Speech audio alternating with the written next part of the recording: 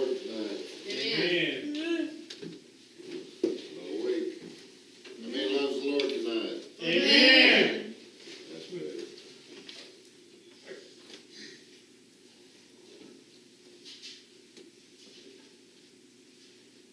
Can you hear me now?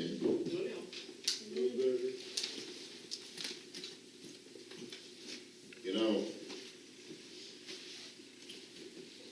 we could try all night long and never be able to tell the goodness of God. Amen. You know, He's never forsaken us, Amen. never let you down. How many times have I let Him down, but He never let me down? You know, how many times have I had to go crawling back to Him like we used to say, a little whipped pup? But He's never once turned me down. You know, I had a German Shepherd that she didn't like cats. She knew she was going to get a whipping, but she'd still kill the cat. And she'd come crawling back to you, expecting you to whip her. And, you know, I've been wrong so many times. And, you know, the sad thing is, God always warns us. If we're listening to Him, He will always warn us before something happens. If we're living a spiritual life, sometimes we don't understand. We've either not been taught, or we failed to allow the teaching to take heed to the teaching. But there's ways to understand when God speaks to you. You know, how many remembers the story when the prophet was in hiding and said there was a great wind, but God wasn't in it. There was a storm, God wasn't in it. There was an earthquake, God wasn't in it. But then there was a still small voice, and that's the voice of God. God will speak to you in a still small voice when it's time for, when He wants to talk to you. But we've got to be attuned to Him. See, He doesn't grab us and shake us. He speaks to us in that still small voice, and because, you know, Paul said, in one place he said that he prays, that Paul said that, you know, be in prayer constantly. Pray without ceasing. Pray without ceasing. And what that is, have you ever been in a store, somebody be checking out, and they'd be on their phone constantly? They're in a constant conversation. And this person, whoever it is they're with, is so important to them. Even while they're writing a check or giving their card or whatever it is, they never hang up. Well, this is kind of what God wants us to be with Him. He wants us to pray without ceasing, to constantly keep the avenue open. You know, I was flipped open Facebook this morning, and it'll give you something in memory. You know, something happened 2 or 3 years ago or something. And I seen a post that I made on Facebook about people playing games instead of studying the Word. There's so many things that we have to occupy our time. You know, and this is, the enemy is trying to consume all of your time to keep you from having relationship with God, because your relationship with God is through praying.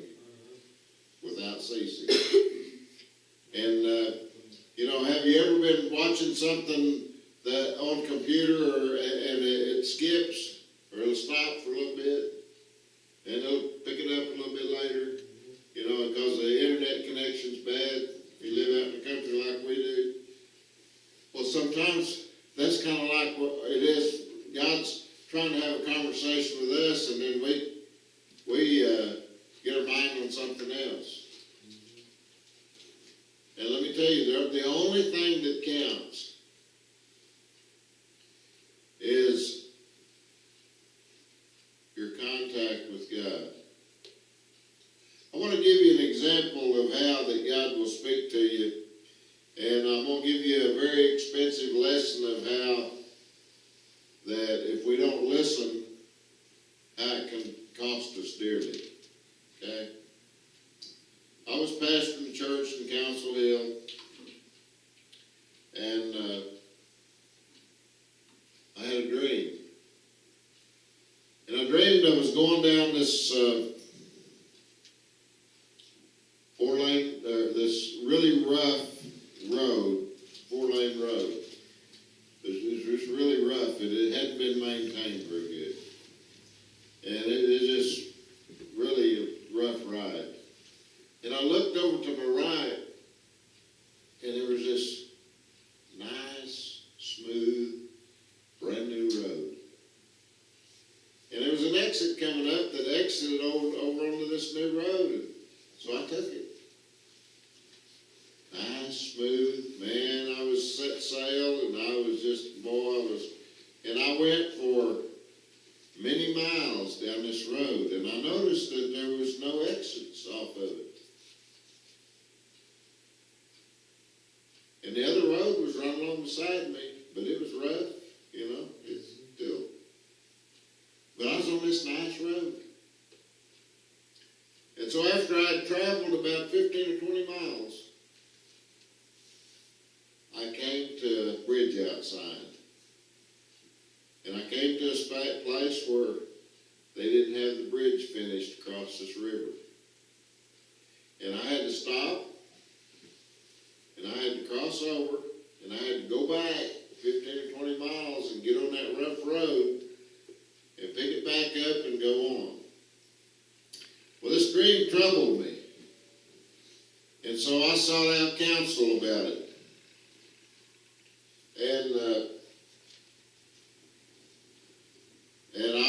And I got good counsel. It said that I had a decision that I had to make. It was going to be given to me. And if I wasn't careful, I'd make the wrong decision because it looked like the right one. It looked easy. And sure enough, just out of the blue came an opportunity for me for this company that I was working for to transfer to a position that I'd wanted one of these for years.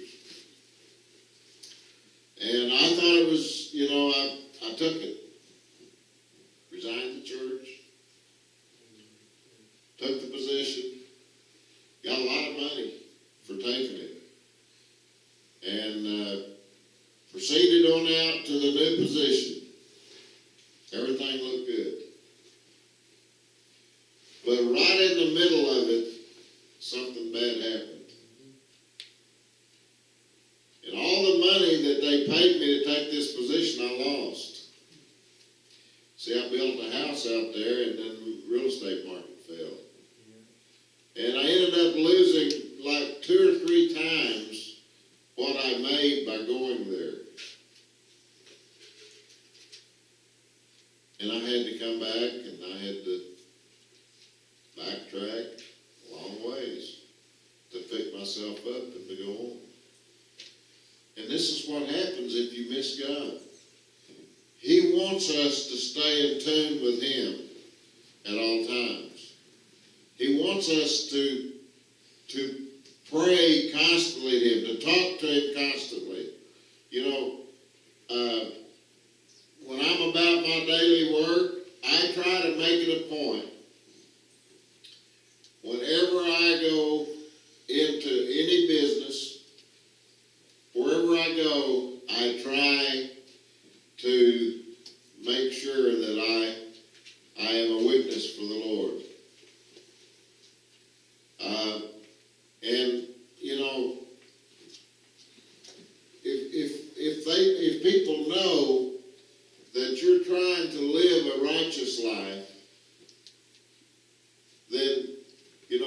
they begin to look towards you, because there's a lot of people that's looking for a way out of their problems.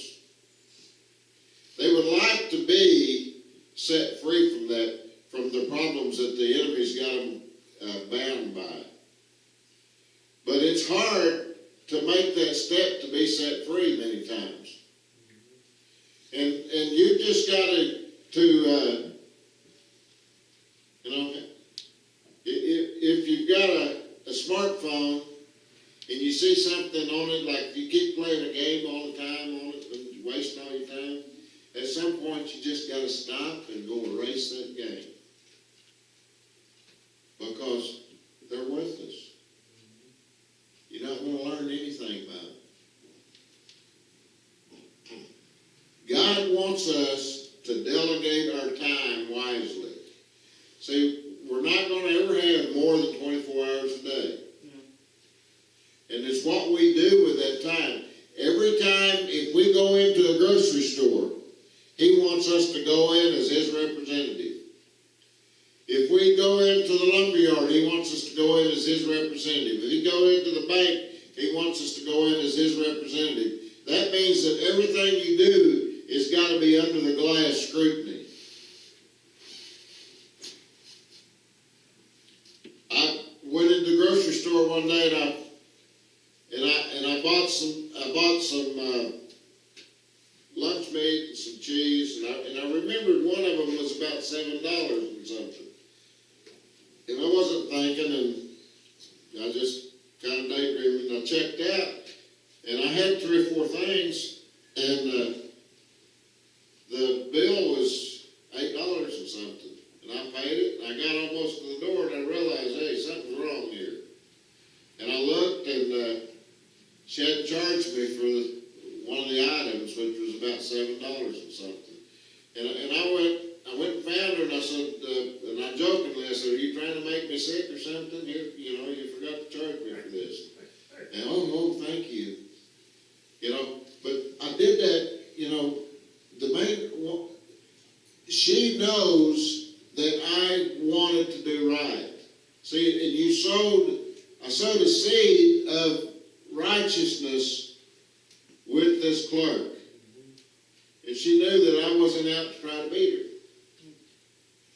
Where a lot of people, they look at it the other way. If they can beat somebody, look, I'm blessed. Well, we're not blessed. We're the representative of God. We're His representative, and He wants us to be that representative. I'm going to read just a couple of scriptures tonight.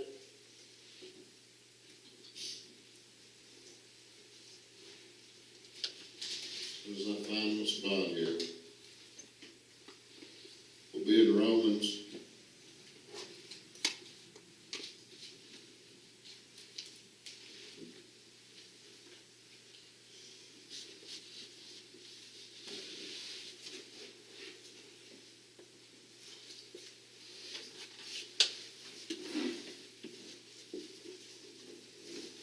Let's go to Romans 8.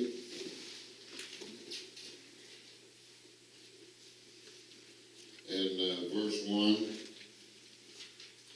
says, there is therefore now no condemnation to those who are in Christ Jesus, who do not walk according to the flesh, but according to the Spirit.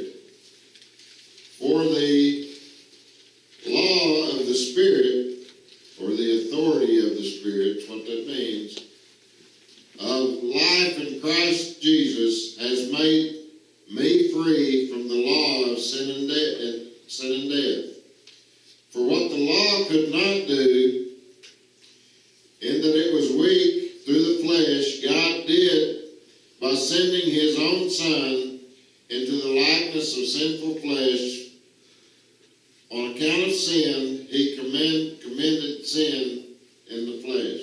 He condemned sin in the flesh, that the righteous requirement of the law might be fulfilled in us, who do not walk according to the flesh, but according to the Spirit. That's pretty plain terms there. Which tells us us that this is all about a spiritual walk. So what this means is this is not a cookie cutter type of salvation. This is not something where that we can go join the church and automatically make it to heaven. It's not something to where that we can join the church or live righteous for a little while and expect to be okay. This is a walk that we have to walk every day, or we get to walk every day. We don't have to do it. It's a choice we make. Amen. You know, every day when we get up, we have a choice. We can live righteously or we can live carnally. That's the choice we make. Every decision that we make every day in our life is whether to live carnally or righteously.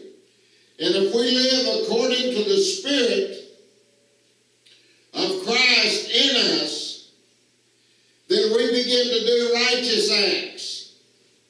And it begins to change us. And people around us will see the change in us. And when they see the change in us, they will want what we have. Yes. Amen. People, I'm telling you, people are not happy with the life they're living. I have a lot of friends. I have friends that are not Christians. And I witness to them. I'm friends with them.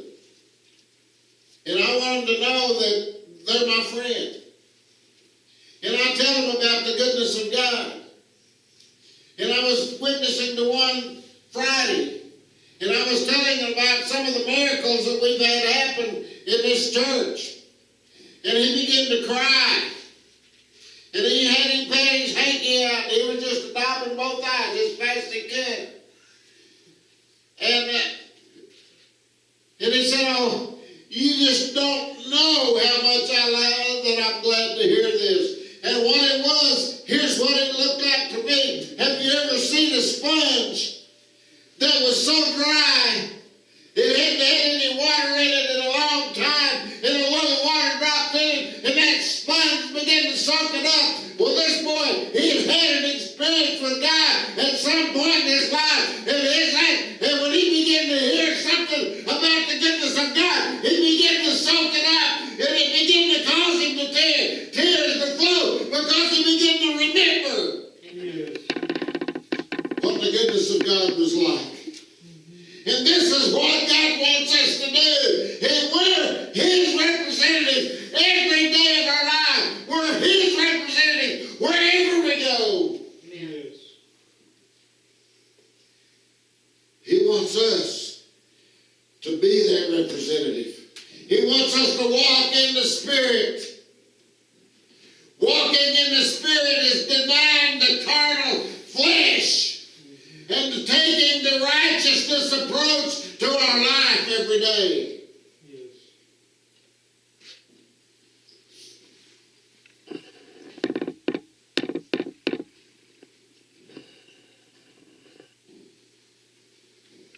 We all have a chance every day when we start out. Whether it's you kids in school, you have a chance to be a representative of Christ.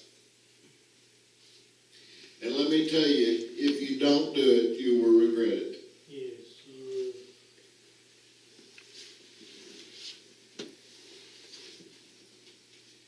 Many years ago, I was a freshman at Haskell High.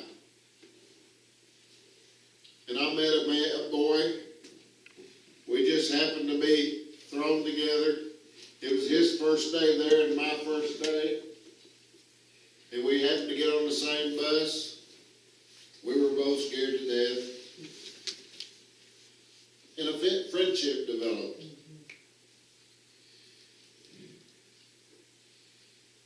And we were in church constantly back church regular services was Tuesdays, Thursdays, Saturdays, Sunday morning, Sunday night. And then we visited other churches on the other nights a lot of times.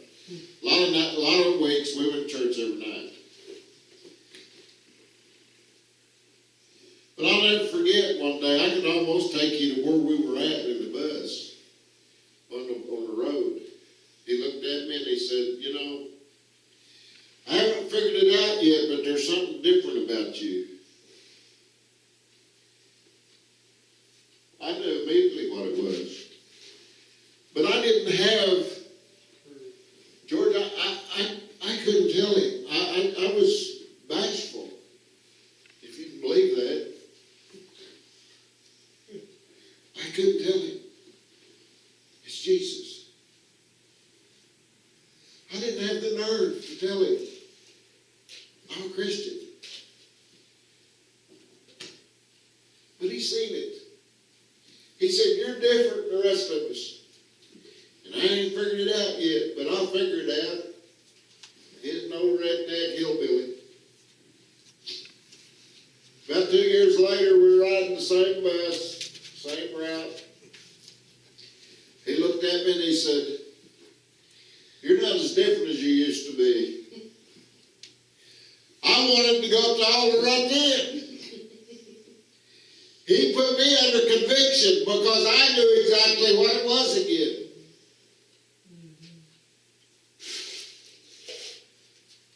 And that night when the church door opened, I was in the altar.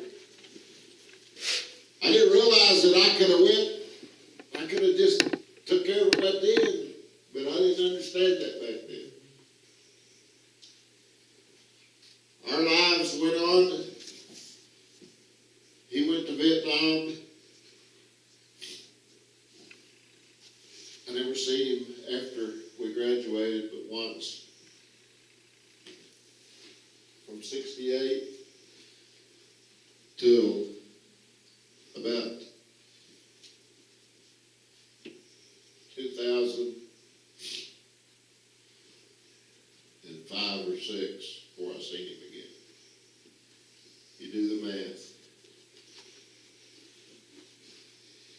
You see, I finally had got up the nerve and I took him to church with me a couple of times. So he went off and fought a war, had a very serious job with the Pentagon.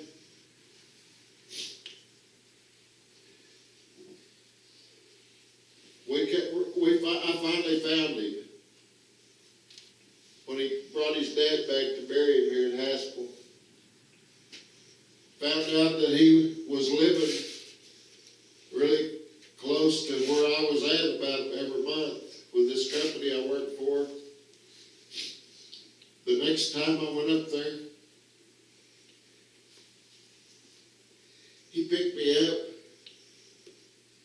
at my hotel, took me to his house. We walked into his living room. See, I never had the nerve to talk to him about Jesus. And the first question he asked me was, in that little church that you took me to, is it still there? He said, I can't tell you how many times in Vietnam and how many times over the years that little church has been my source. Because I had no other source to God. And see, I wasn't bashful any longer like I used to be at this point.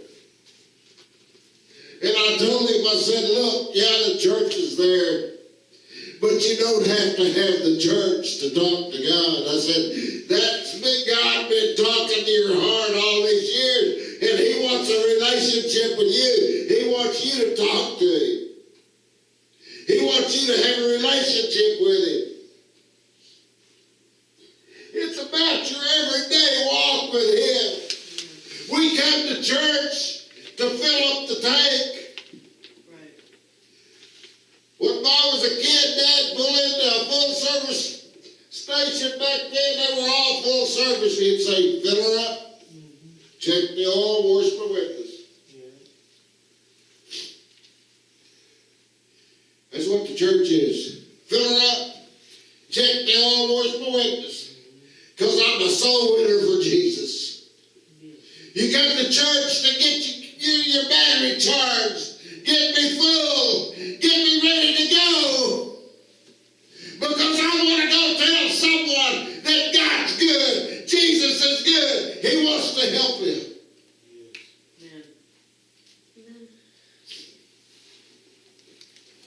Why? Because there's a hurting world out there.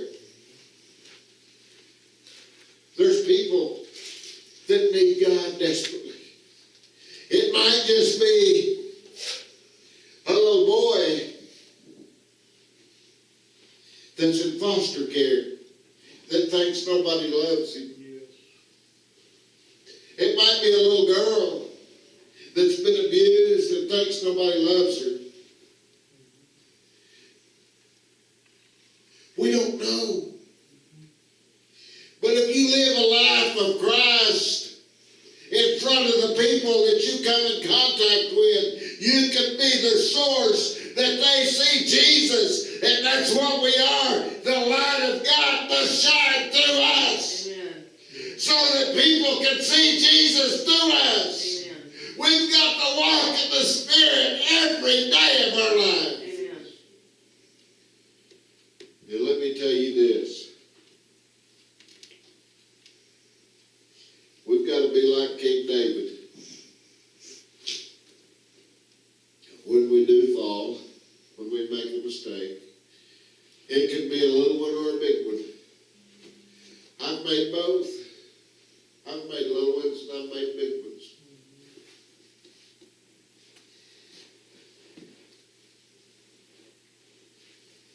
But when we fall on our face and say, Lord, I goofed up.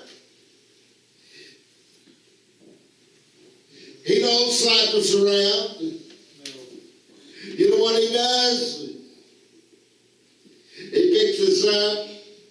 He pulls us to His chest and says, it's okay.